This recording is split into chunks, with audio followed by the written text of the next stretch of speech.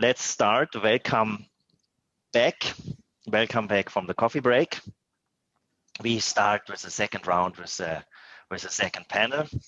Our second panel is about tax policy, tax developments, and regulatory changes, specifically in connection with our financial center here in Switzerland.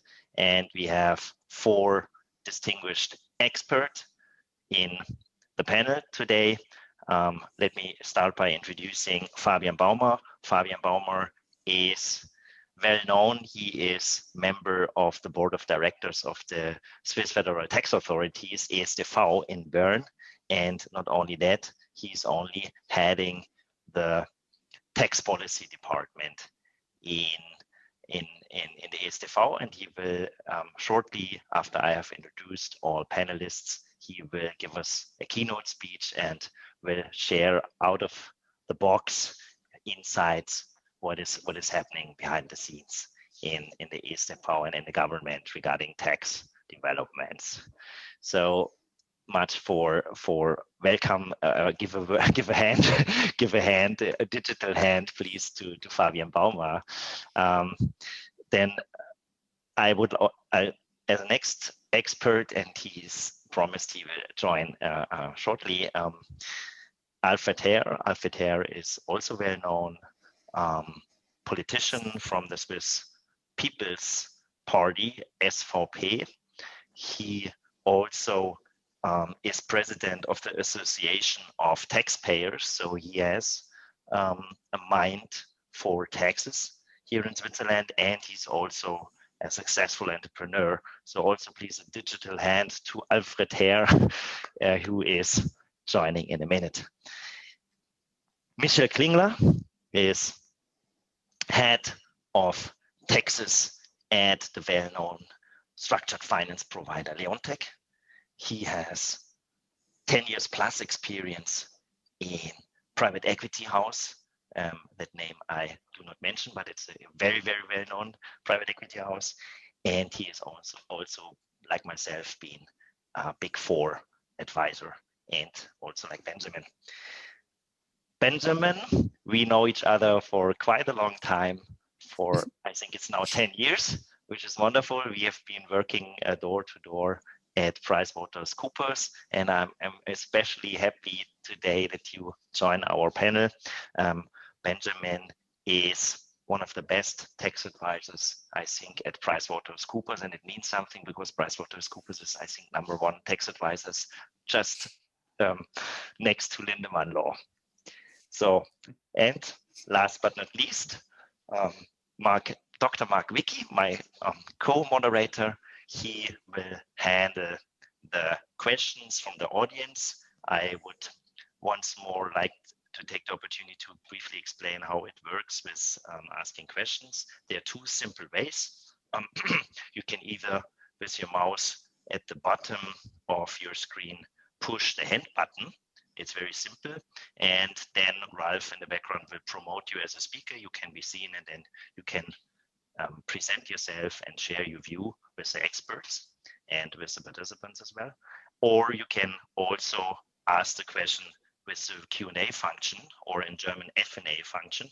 And this works the same way. You will also be promoted as a speaker and can be visible and share with everyone. Dr. Marc Wicki, my colleague, he is also on the board of the Swiss Capital Market Forum, and he founded 4 more, and he used to work, and that's how we got to know. He used to work for also a well-known private equity firm. That name I do not mention now, but so also please a digital hand for the last speakers that we haven't given the digital hand. Thank you very much for this. And now I would like to invite Fabian Baumer. Fabian Baumer, the floor is yours. Please share with us your insights. How is tax policy? Thank you very much, Alexander Lindemann, for this cordial reception, and good afternoon, ladies and gentlemen. Welcome to this session on tax policy. Last year's political agenda was dominated by topics other than tax, and the same is true for the beginning of this year. In the middle of a crisis, taxes in general are not top priority. However, the tax system can contribute to economic recovery and growth, or hinder it. Therefore, I do expect the discussion on tax policy to be intensified in the near future. It's my pleasure to now share some thoughts with you, and I look very much forward to our subsequent discussion. In my short speech, I will start over with some general observations, both regarding the international and the national level. In the second part, I will briefly address three of the most important current tax reforms, and I'll be happy to go into more detail afterwards. So on the international level, in 2009, we entered a new era in international tax policy, which one might call the age of multilateralism. Since the G20 has established itself as kind of a world government in tax matters, with OECD acting as kind of its administration. The most important success from this cooperation being probably the automatic exchange of information, which has been implemented by most jurisdictions around the world. The G20 has also declared corporate taxation a top priority, but this topic has proven to be even more challenging than exchange of information.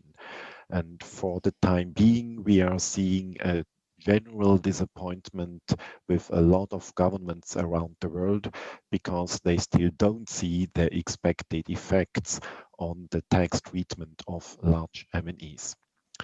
So the discussions are going on in G20 and OECD. We are having one group of countries that demands that the digitalized economy, and particularly the likes of GAFA, shall be taxed at a higher level, while another group of countries rather aims at generally reducing the tax planning opportunities for M&Es.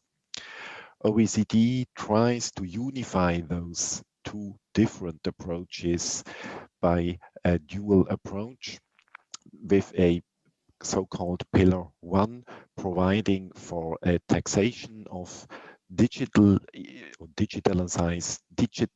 economy without physical presence in a jurisdiction, while a so-called Pillar 2 would provide for a minimum taxation, meaning that if a jurisdiction applies a tax rate that is lower than this minimum tax rate, which still needs to be defined, by the way, that other jurisdictions might jump in and levy an additional tax.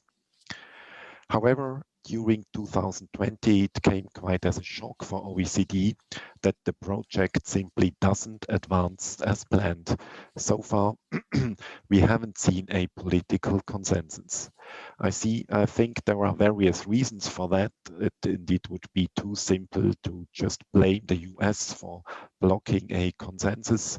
So we are facing a big question right now. Are we seeing just a deferral of this project, or might we even see the beginning of the end of the age of multilateralism in tax policy? Coming now to the national level, Switzerland's political agenda has been largely dominated by the named international developments. Since 2009, our political systems has been busy adopting soft law established by G20 and OECD. This has proven a huge challenge for Switzerland politically and institutionally.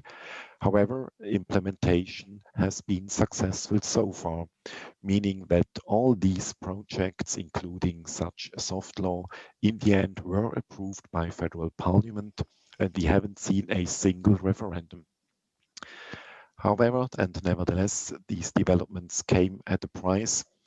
For one, we are seeing some frustration, or at least political fatigue, let's say. And number two, we had little or less capacity for other tax reforms that in many cases might have been much more advantageous for Swiss economy. However, it would be unfair, let's say, to simply blame international developments for these Swiss tax reforms during for seemingly endless times. Already before, we had seen such endless discussions on certain topics. So one might wonder, why does it take so long for Switzerland to implement tax reforms? I think we might come back to that question during our subsequent panel. Allow me one word to the current situation with COVID. Again, taxes are not a short-time answer in such a situation. In times of a lockdown, companies that don't make profits don't have to pay corporate income taxes. If they don't generate turnover anymore, there is no VAT, and there is basically not much more that taxes can do. There are, however, certain exceptions to this general rule. An important example would be the stamp duty on equity, the so-called Emissionsabgabe, which may prove particularly harmful in times of a crisis. In a mid-time perspective, our finance minister, Federal Councillor Ueli Maurer, is eager to continue and implement tax reforms with positive effects for the economy, including the current reform on withholding tax, which I will address in a second. But we have to acknowledge that we are facing new budget realities, both on the level of the Confederation and the cantons, so it may be even more difficult to implement tax reforms in the next couple of years, particularly if such tax reforms produce significant losses. So maybe a more realistic short-time target should be to actually prevent an increase in tax negatively affecting Switzerland as a business location. Now for three current tax reforms, I would like to start with the reform on withholding tax. As you probably know, such withholding tax today is applied by Switzerland on interest and dividend payments, as well as on income from investment funds. The tax rate amounts to 35%, which is very high in an international comparison. What's actually the goal of such withholding? It depends on the person of the investor. For domestic investors, the idea of withholding tax is to secure income and wealth tax. So there is full reimbursement for domestic investors when they file their tax return. In the case of foreign investors, however, the situation is quite different because there the withholding tax generally aims at generating tax revenues, because in many cases there will only be a partial reimbursement of withholding tax. Withholding tax has been remarkably successful from a fiscal point of view during the last years. It has risen to some 9 billion Swiss francs per year. At the same time, it's, I think, uncontested that there have been negative effects on economy as well. And for the time being, it's Federal Council's top priority in this regard to revisit withholding tax on bonds. Why is that? For decades, Swiss-based groups have circumvented Swiss withholding tax by issuing bonds via a foreign group company. The result has been that we have these activities abroad, so no taxation in Switzerland, no withholding, no guarantee of Swiss income tax. So it is Federal Council's goal to establish a competitive tax framework for bonds, and the measure to achieve such goal would actually be to exempt all or most, at least the more important investors from withholding tax on bonds, which would result in revenue losses of some 200 million Swiss francs. The potential stumbling stone of this reform is the tax treatment of Swiss resident individuals, because if they don't have to pay withholding anymore, how are we to guarantee their income and wealth tax? One option might, of course, be to introduce an exchange of information within Switzerland as well, but given our tradition in bank secrecy, which remains strong on a domestic level, this still doesn't seem a realistic political option. In a draft legislation which was subject to public consultation, Federal Council at first proposed to introduce a new withholding tax exclusively for Swiss individuals. Such new withholding tax would have been levied by Swiss banks. However, Swiss banks were not quite amused at this idea, not very surprisingly, and the proposal was largely rejected.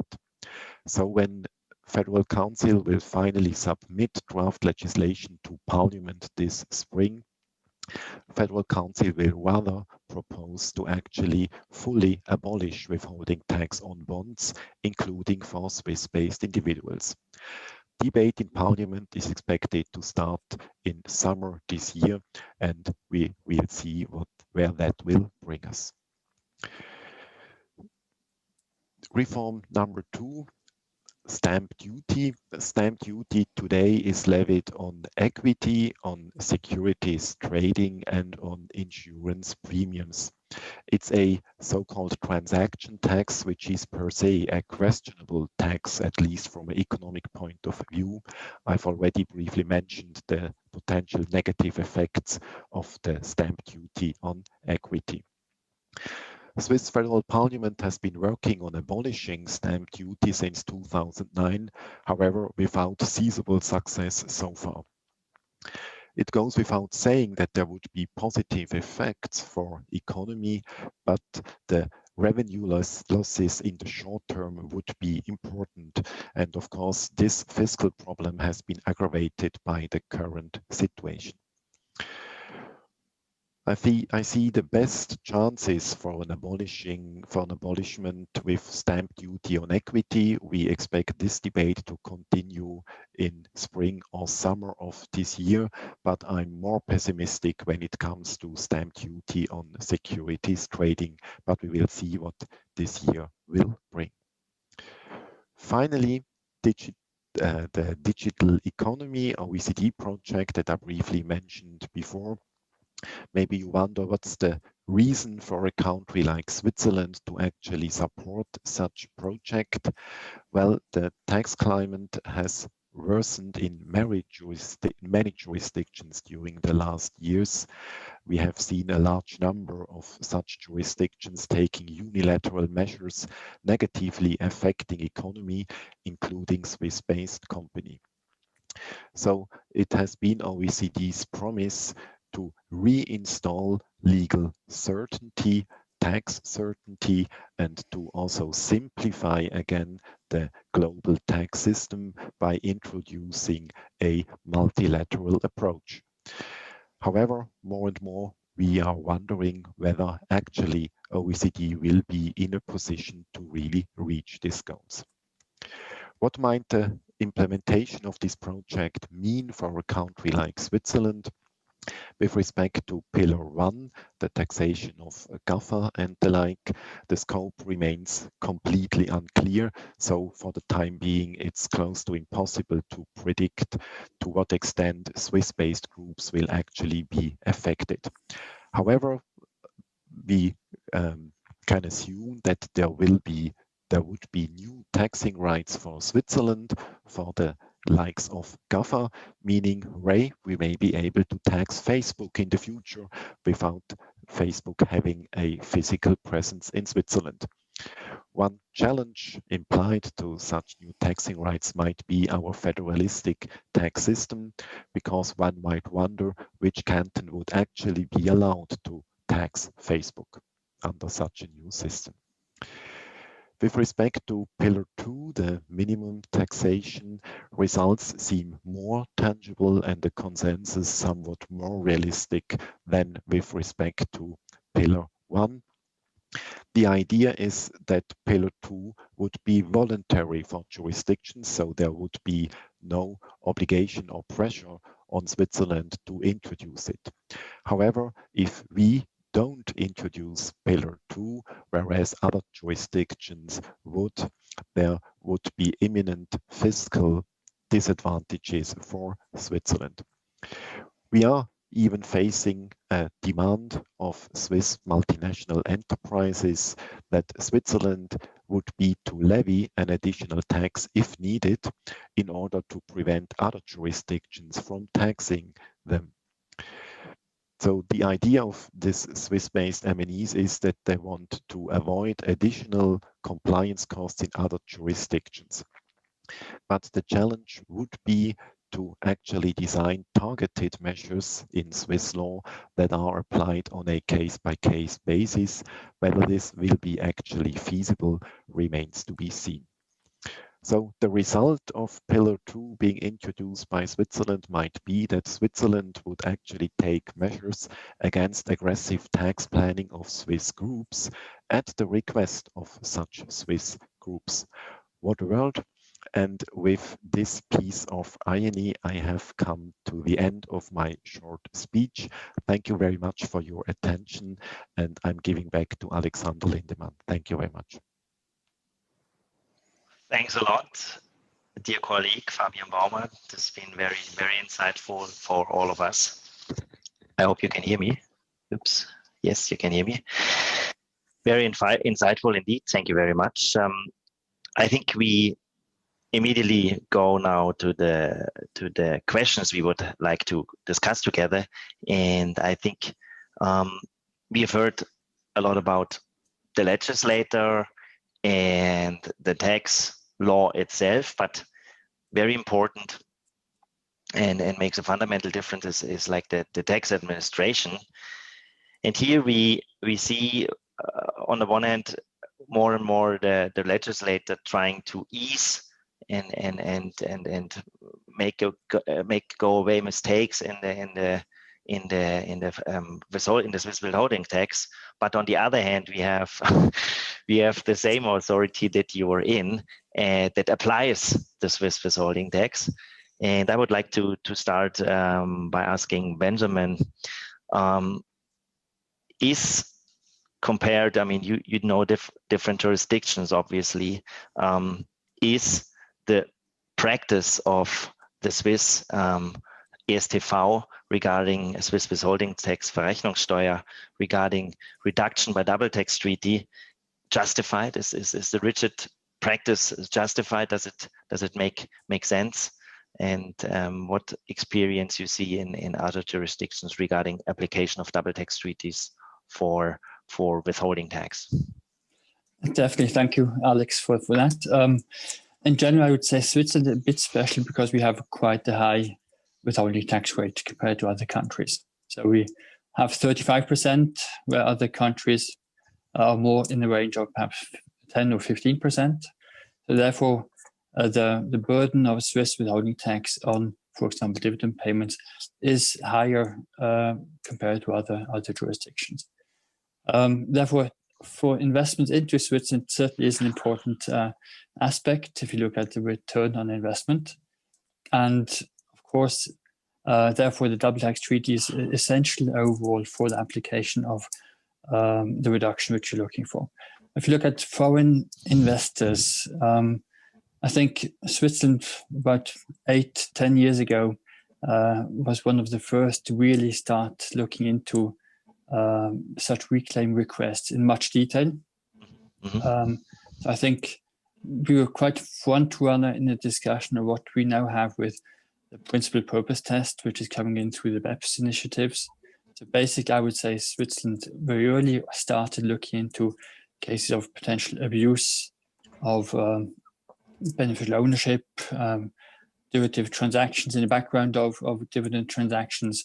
So therefore, I think the direction which the tax authorities is taking is certainly justified because there has been abuse, and we have seen also abuse in other countries. There was a very clear Danish case of misapplication, double refund of withholding tax. We had Germany with multiple refunds of withholding taxes. So therefore, I definitely would say, yes, there's a need to look into carefully. But I think we have to do it in a measured way, because Switzerland certainly has become a bit, have almost a bit of a bad name for foreign investors, knowing that reclaim requests can take a couple of years before you get into money, knowing that you probably receive multiple questionnaires and rounds of discussions with the tax authorities before you get anywhere close to a refund. And what I think is main point to be a bit considerate there is often fund structures, for example, not necessarily just per se used for abuse. So therefore, often in fund structures, you would have pension funds, institutional investors, which would be treaty applicable. But if they invest through a fund structure like with a Luxembourg holding entity, it doesn't necessarily mean that the Luxembourg holding entity is there for abuse. It's usually there just for practicality reasons of bundling reclaim requests, of having a joint platform for investments. And there, I think it'd be very good for the Swiss capital market to have slight quicker processes, perhaps a slightly more standardized approach on abuse checking, just in order to keep the interest of the foreign investors big and high into the Swiss capital market. Therefore, in short, I think it's justified, but it's always a question of how detailed do you check on such refund requests without blocking the market too much.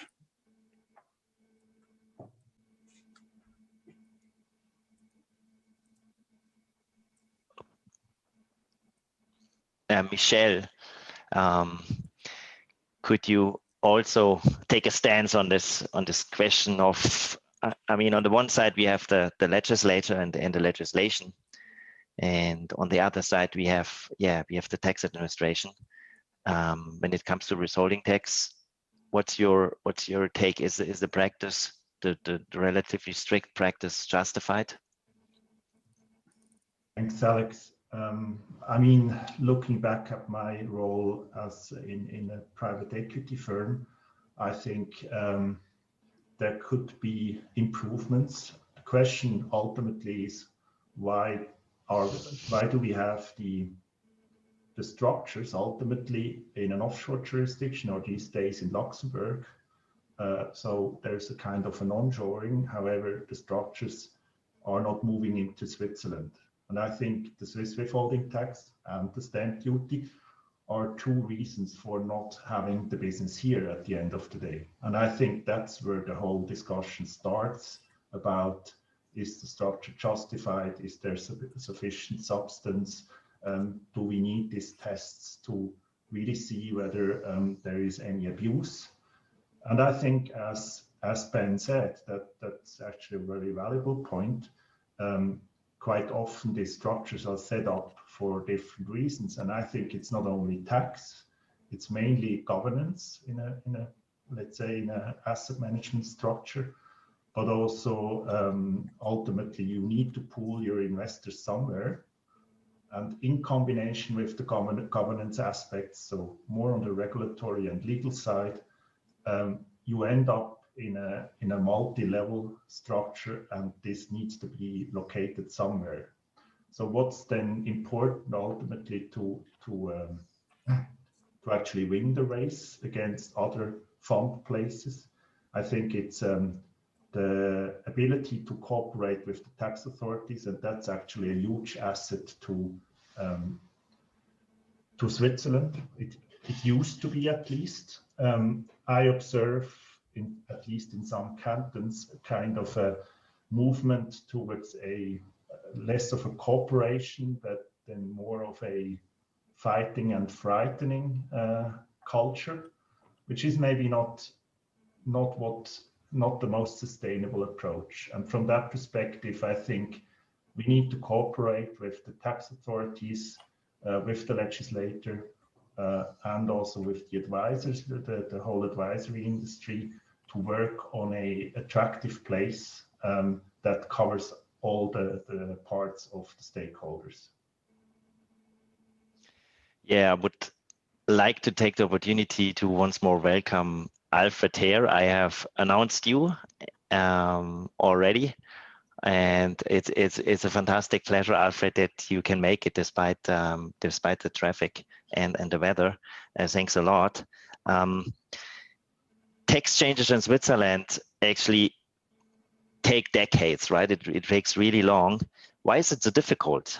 What's your explanation? Well, hello everybody, and excuse me for being late. Actually, I wrote it in for Friday, and you called me, and I was still in the Uetliberg hiking. But Okay. I apologize for this. Was not the traffic, was my my mistake. Should not always blame others when it was me that goofed. Why does it take, to come to your question, why does it take so long in Switzerland? Of course, because we are a direct democracy. We normally only bring reforms, be it taxes or be it other reforms. We bring it only through if we have a majority. We need a majority in a popular vote or in also in votes of the majority of the cantons, and therefore we cannot just turn on a wheel and make fantastic things. I mean, you see in the United States, for example, we had Donald Trump. He was exiting the Paris climate agreement, and now Joe Biden comes and pulls the wheel back. So they're in again. And in Switzerland, we have a slow system. Also for reforms, we are very slow. But on the other hand, we don't run in the wrong direction, because let's say if you want to raise taxes, or if you want to raise stamp duties, if you want to raise the VAT, it's not easy because you need a majority of the votes. But of course, if you want to abolish a tax like stamp duty, if you want to abolish the withholding tax, for example, it's very difficult. And now, of course, we have this Corona crisis. We have a lot of money, billions of Swiss francs that we spend, and the original version of the government of Switzerland was for the withholding tax. They were calculating 250 million Swiss francs. So one could ask himself, why should we not make? Why do we spend 50 billions for the Corona crisis? And if you see the figures, then you could say, okay, we could also renounce on 250 million Swiss francs a year in order to strengthen our capital place here in Switzerland. But you know, it's not easy. Of course, you need majorities in the parliament, but also majority in popular vote.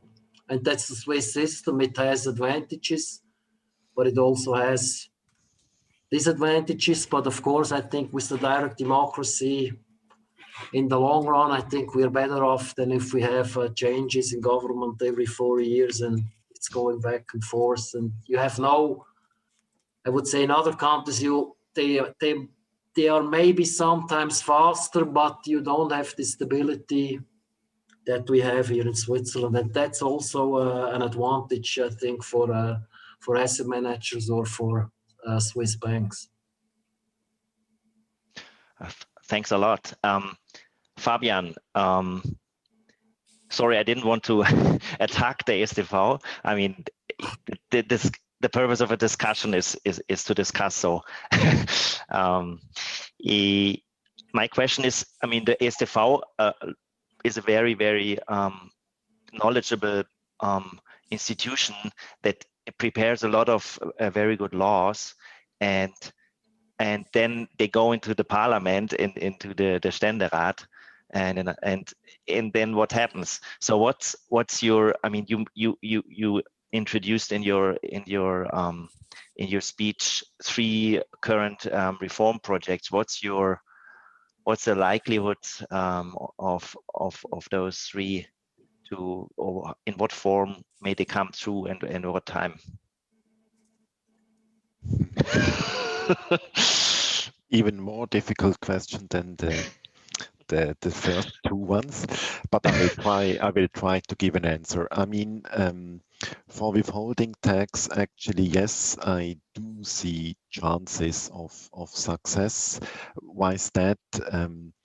I think the fiscal risks implied are not too high. I mean, we are talking about roughly 160 millions or the like per year, which is not too much. Again, COVID has complicated things, which means that even 160 millions are not just chicken shit today. But nevertheless, I do think there is a good chance, because I think for once it's rather easy to actually demonstrate the potential the benefits on the economic level, because again, Swiss-based groups today, because of withholding tax, issue bonds offshore, which is really a bad system. I do think it's more complicated when it comes to stamp duty, because here we are really simply talking about a tax relief.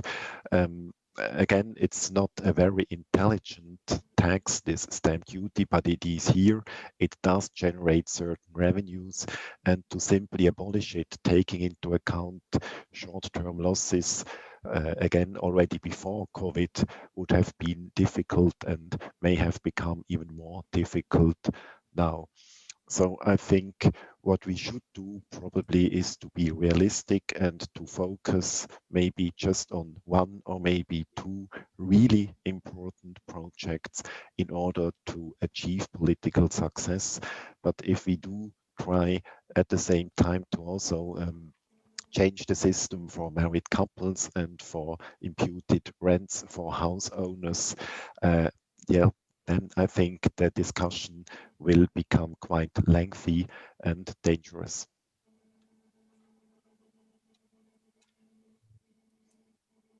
Maybe if I might, Mr. Baumer, was very interesting what he said, and of course I agree what he said. But on the other hand, he said the 160 million is not a chicken shit. But if you compare it to the amount of money we spend now for the COVID crisis, we are now reaching 40 or 50 billions of Swiss francs. You must say 160 million really is a chicken shit now. And as a politician, I would suggest, I mean, of course, I understand you from the administration and you have to take care of our finances, and 160 million, if you consider it a chicken shit, that shows that you're a good guy watching the Swiss finances. But we should really consider what can we do with tax breaks in order to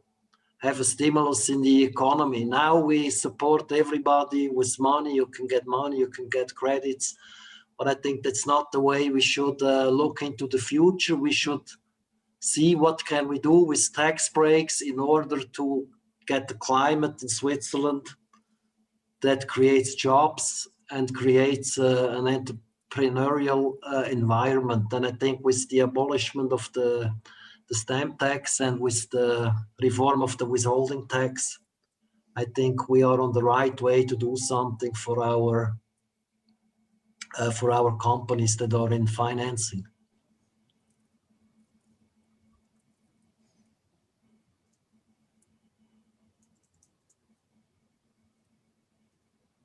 Microphone, Alexander. Oh, sorry for that. Anybody else to contribute on this topic? Michel, Benjamin? Maybe from my end, I mean, we really need to consider what we can generate in terms of additional jobs and really stimulate the financial market here. And ultimately, we are talking about high earners who are individuals then living here paying taxes.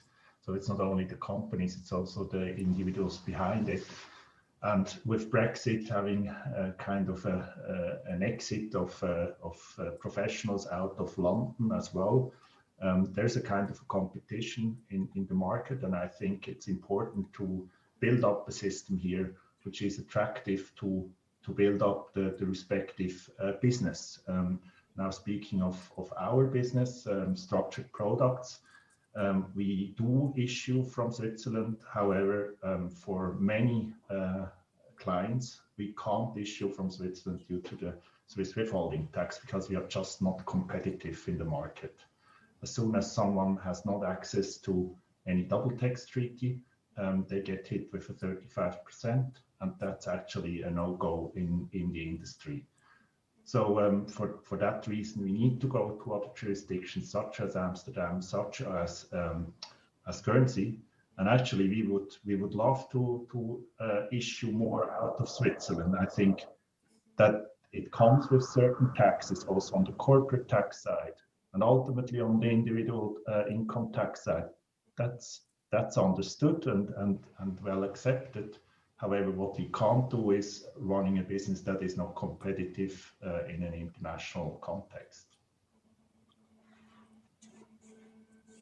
Yes, I would also just like to add two or three small comments. If you look at the securities transfer tax as an example, I think that's something which at least, of course, we were front runners there in having our securities transfer tax, but at least now we have other countries, European Union, discussing about introducing financial transaction taxes. So at least I think there the market disadvantage we might be slightly compensated by other countries introducing a similar tax. I think if you look at the asset management location in Switzerland, it's of course over many decades now a shame that we are losing out to such a big amount of value creation to Luxembourg. Because if you look at the biggest Swiss players, all of them are also having retail funds and alternative funds located in Luxembourg. I think that the main reason for that, twofold, of course. The one is that we are just not part of the UCITS regime on a European basis. But on the other hand, we also have many Swiss investors which are investing into Luxembourg products.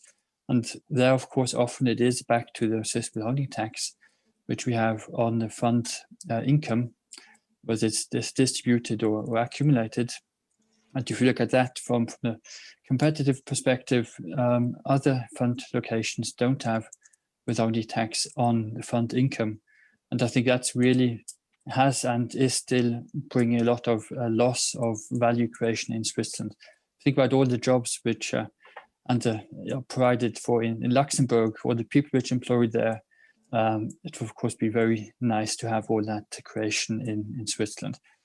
I don't have the exact figures what the loss of withholding tax would be on the fund income. I think it's quite significant. But of course, if you take on the other hand the pure value creation which we'd have through all the jobs we could build up through that, I think that would be very considerate. The question that I would like to start now is, I mean, we've heard from Fabian, like the driving force, international forces, the G20 together with executing body in Paris, OECD, and they driving one initiative after each other, spurred by the financial crisis, and I think powered, yes, by a lot of governments and a lot of voters probably. What action,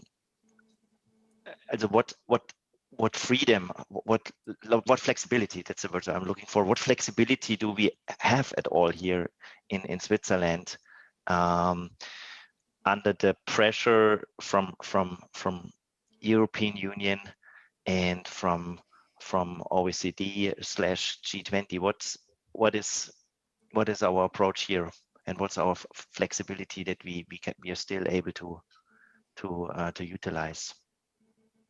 Maybe Alfred, can you? Yes, of course. Can you share your view?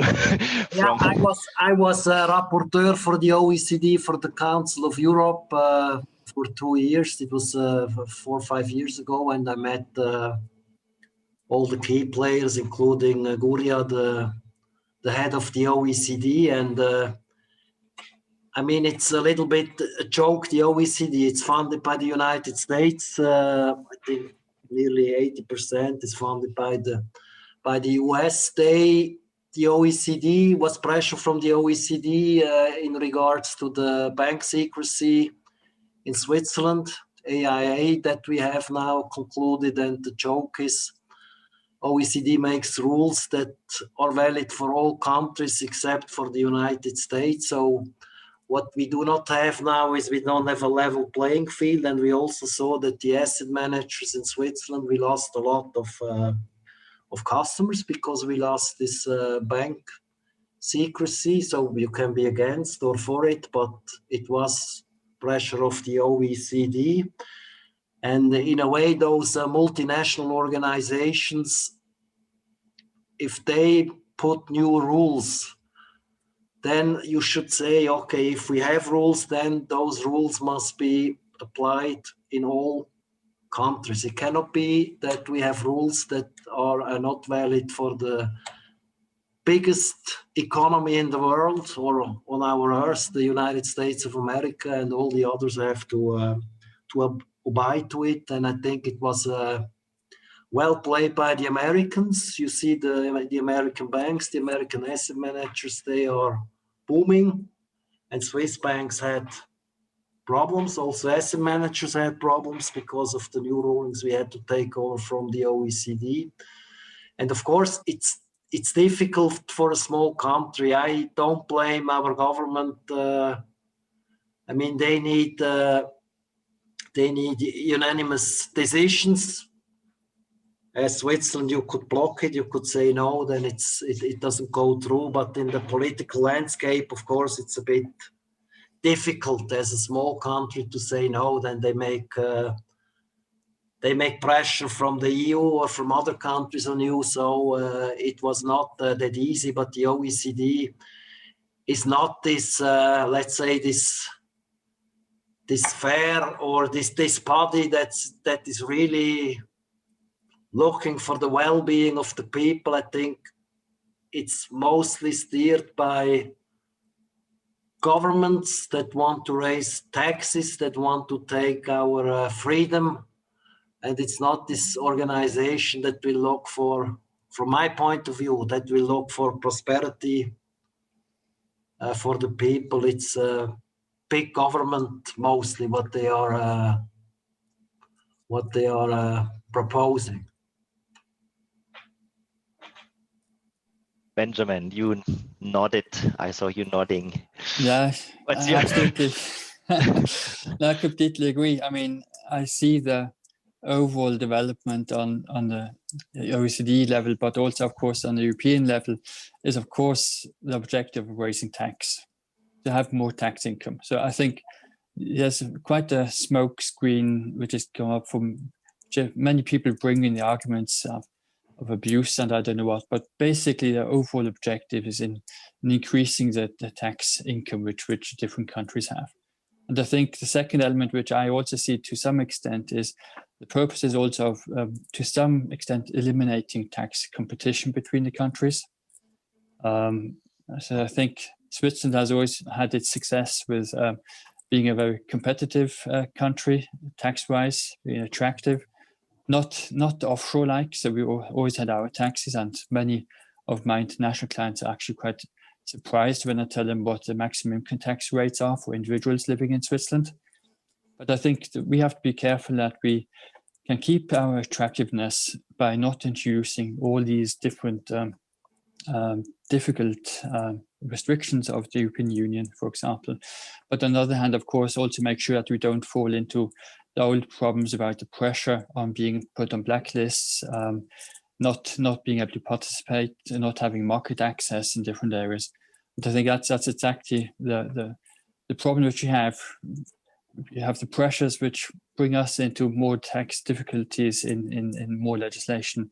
But of course, we strive and live off, and our prosperity in Switzerland lives off being a pragmatic, attractive place. And I think that's something which Switzerland's been doing quite well so far. But I think we have to keep these forces in the same way as we had so far. Before we continue with the next statements, I would like to address the audience briefly that in about 10 minutes we will start the Q&A. We will open the floor for all questions and comments from participants. And I once more explain it. It works very simple.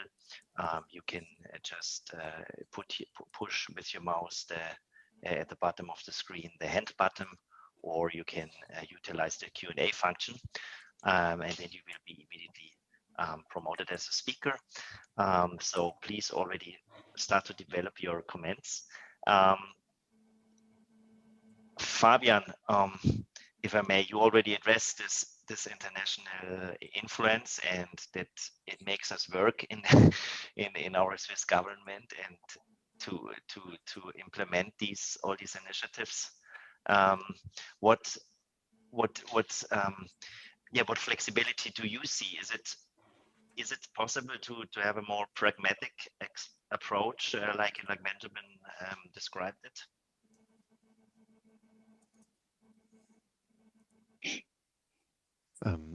Thank you very much. Maybe first of all, yes, I do think that in various ways the OECD initiatives may be criticized that we've seen during the last decade.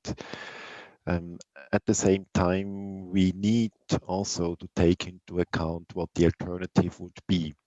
I mean, without these multilateral initiatives by OECD and G20, we wouldn't just have had peace in international tax policy, but rather we would have seen even more unilateral initiatives.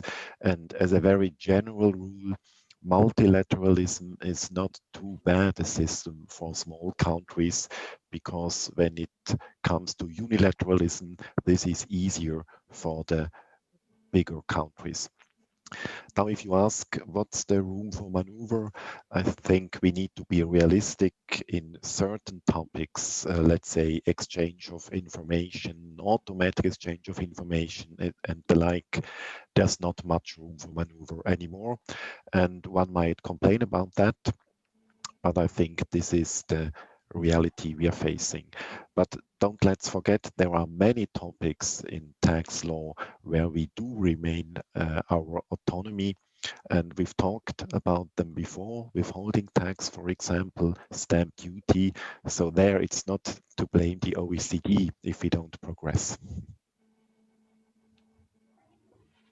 Michel, what's your statement? What's your view on all this?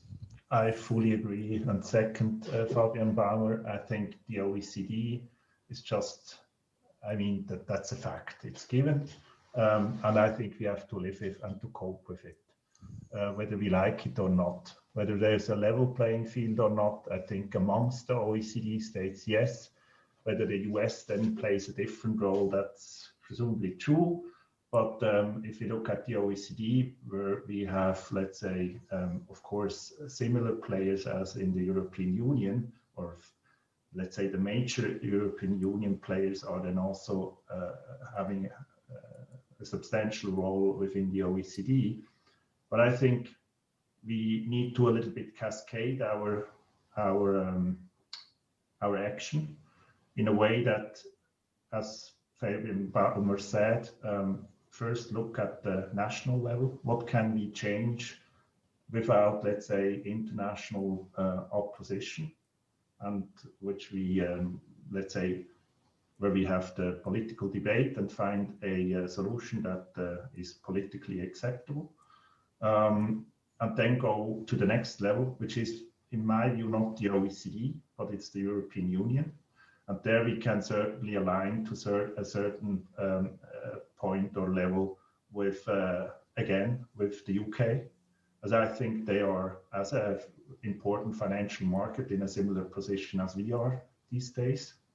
And from that perspective, I think to see first what does the UK, but also then looking into the European Union and looking at Luxembourg, and maybe other financial markets like Frankfurt, and see what actually is doable within this framework. And then, of course, at the end, there's the OECD. And it's just important that we have no anticipatory obedience. So really change what we should and must change in order to keep the keep peace within all these organizations and the international relationships, but ultimately not to be, let's say, too ambitious in being overly correct. If Christmas would still be in front of us and you would have a wish to the legislator who is present with Alfred Heer, what would be your wish list? You can have a list for changes, legal changes, tax legal changes, and regulatory changes to spur our financial markets and asset management location. I would like to start with Benjamin. Can you disclose your wish list? I know it's yes. I just limited myself to the top 3. Otherwise, probably need the rest of the day for the rest. But I think one is quite general, and the last is a bit more specific. In general, I think we just have to keep an eye on the overall income tax rates, especially for individuals. I think it's good to have the competition between the cantons. But I think if I talk to my international clients, Switzerland certainly would have a good reason to keep the rates as it is. I don't think we have to go much lower, but just to be reasonable and not to follow some other European countries which are going up to 50, 60+% on income taxation. That would be one wish. Second wish is more on the regulatory side, which we might not be able to influence at all, but it is more, I'm a bit worried about European developments on the AFM. There was discussions around the limitation of the delegation possibility for asset management to Switzerland, because you need an AFM in Luxembourg, for example, or in a different location, and we are very strongly dependent on the possibility to delegate some of those functions to Switzerland, and there are movements in European Union to cut off such delegation possibilities, and I think that would hurt asset management area a great deal if we had that. I think Liechtenstein might be happy if it happened, but Switzerland wouldn't be very happy about it. And therefore, also the third element is really then very specific to the Swiss market. I really think we should think about the withholding tax also further than just on the interest part, which is a very good start. I think the withholding tax is still a hindrance, in particular with Swiss collective investment schemes. And if it was Christmas and Easter and everything together, I think it would be to get rid of withholding tax on Swiss collective investment schemes. Okay. So, yeah, how about Michel? Would you like to? I, of course, have the same wishes as Ben, and I add a few more. One is certainly to keep the law simple, to keep it as principle-based as possible, and not maneuver towards a completely rule-based law, as we have in certain jurisdictions around us, where it gets too complicated to the taxpayer to really follow the law. And ultimately, I think also this principle-based approach also helps to increase the acceptance and the transparency by the taxpayer. Another one is, I think, not blindly follow the European and the international development. I think there we have a really balanced system so far. If I look at this developments like DAC 6, so the disclosure of aggressive tax planning, I think there we have a reasonable approach. It's not that this shouldn't be disclosed, but in my view, the whole DAC 6 approach is a little bit overdoing the things, creating kind of a data symmetry at the end of the day. And also, if you look at the automatic exchange of information or any other measure, I think there we are doing well in terms of finding the balance in adopting the rules. So we should continue to do so.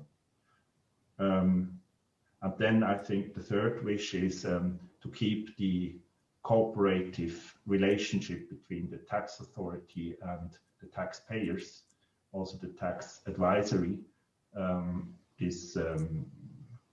actually start with at the same level or eye to eye, not in a cat and mouse setup, where we just go after each other and rather should cooperate to get an attractive place in terms of taxes and other duties. Fabian, anything to add to the wish list?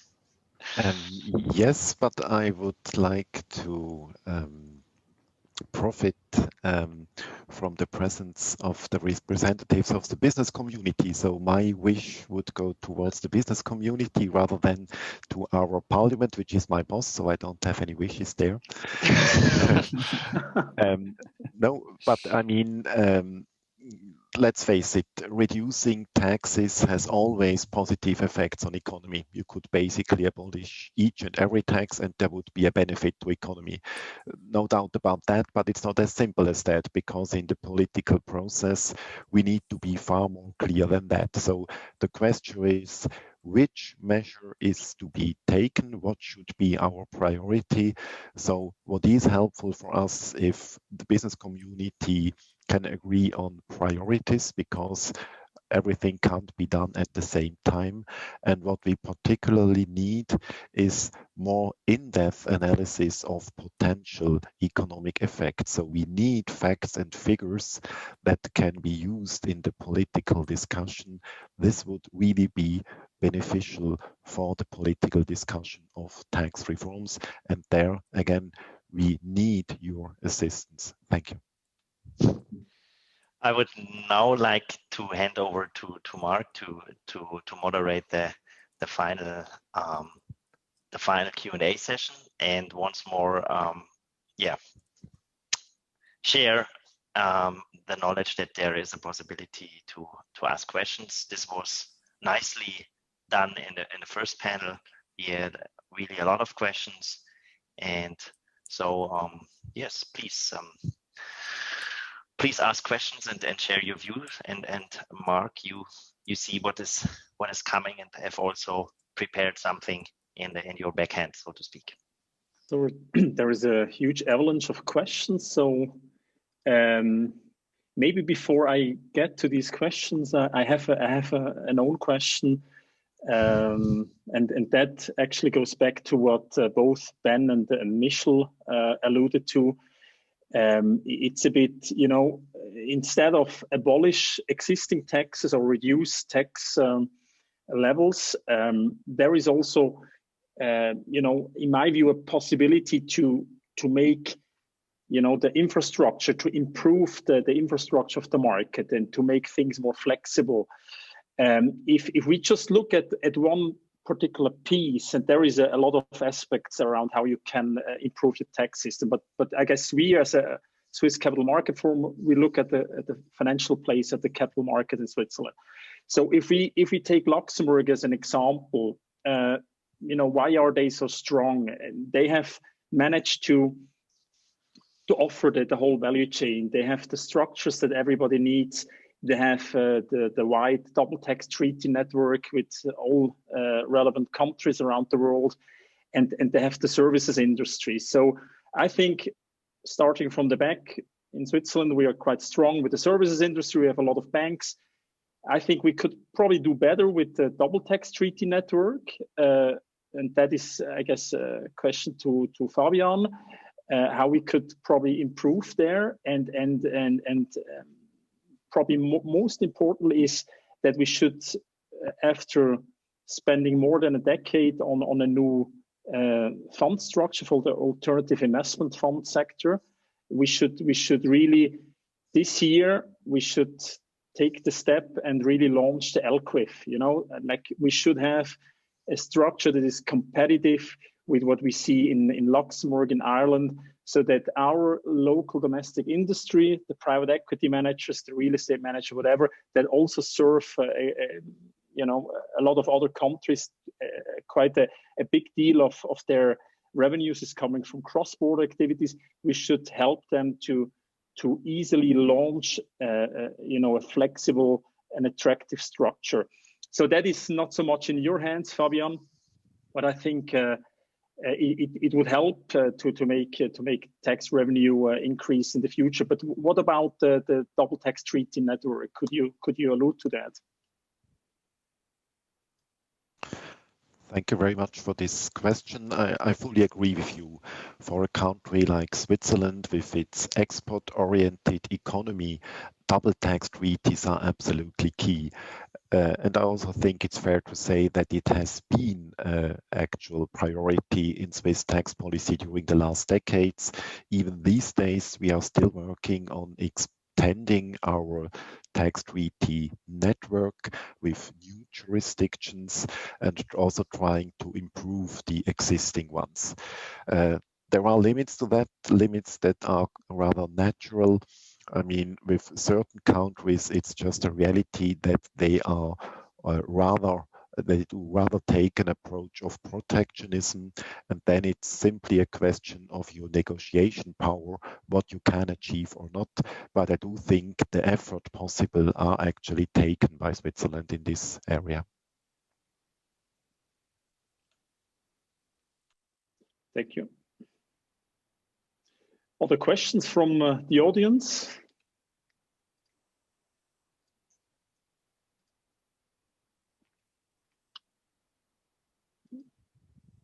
Seems to be very clear to everybody. But maybe another question I have, probably also to you, Fabian, potentially also Alfred, is the new OECD reform plans to move away from the domicile of taxpayers, corporate taxpayers, towards where they sell the products. That is a huge threat, I guess, for a small economy like Switzerland, with a lot of global players that have here their headquarters, but actually sell the products abroad. How can we counter that? How can we, avoid huge tax loss? And maybe Fabian. Thank you very much. I mean, when OECD announced its plans, we are talking now about the so-called Pillar 1 that I briefly mentioned in my keynote. There was quite a bit of nervosity within Switzerland because, as you rightly evoke, the potential negative effects for a country like Switzerland might be quite dramatic. However, as I tried to point out, for the time being, there has been no consensus, and this is particularly true when it comes to the scope of this Pillar 1.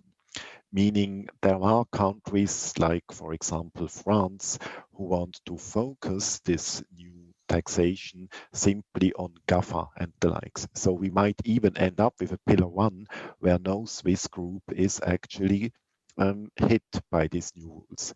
On the other hand, there are countries that would like to have a much broader approach, including maybe also the US, because they wouldn't be too enthusiastic if such tax would simply affect US-based groups. So we might also end up in a situation where this would also concern so-called consumer-facing business, which might include the likes of Nestle and Novartis.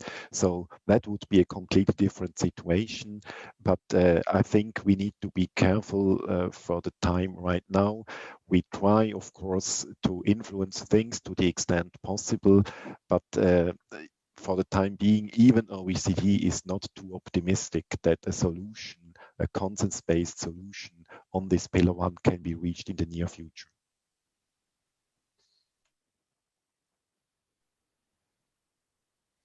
If I just might add, I mean, I know the OECD, and of course they need a consensus to put something in force. But now with this COVID crisis and with states being in debt with billions of euros and US dollars, and Switzerland and other countries having large companies that are paying taxes here, the pressure is mounting to get something from this tax revenue that we are now having. And of course, we should be very careful, because for us, it would be costly for our economy.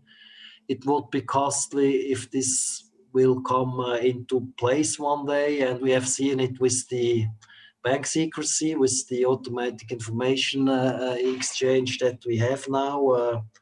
We underestimated it a little bit. Mr. Merz said, die werden sich die Zähne ausbeißen. We remember what he said in Parliament, and we should really be careful what is going on in the OECD and not underestimate the development that could elude from this COVID crisis and the pressure that we could be facing, and we really should be prepared to maybe also to see in the OECD that we have some partners within this organization who share the same views than we. Very good. Marc, did you see we have a question? Jacob, he already joined the panel. Yes, I actually wanted to ask a question, if I may, to Fabian Baumer, but I'm not sure whether it's not to Alfred Heer as well. I understand that the two reforms, the holding tax reform and the stamp duty reform, are quite difficult inter alia because of the debt brake, which I think is a major achievement of Switzerland. But to be revolutionary, sometimes you have to think a little bit outside the box. The Confederation, the Minister of Finance, or let's say the Ministry of Finance, has underestimated the surplus, the fiscal surplus for years and years and years and years. So somehow there is a problem with the estimation. If the expected value of your mistake is always in the plus, never in the zero, this is not really fair, let's say fair and true budgeting. So why, if you look at those surpluses that we have all the time, abolishing like a tax like stamp tax, which is economically really makes no sense at all, and then withholding tax, which is a major problem for Switzerland, do you really have to compensate that? Revolutionary question.